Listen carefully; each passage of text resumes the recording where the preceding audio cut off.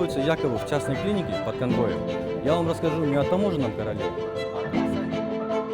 Года платить Панатова Танана Кубаю по документам стала учредителем строительной компании. До нее номинальный владелец.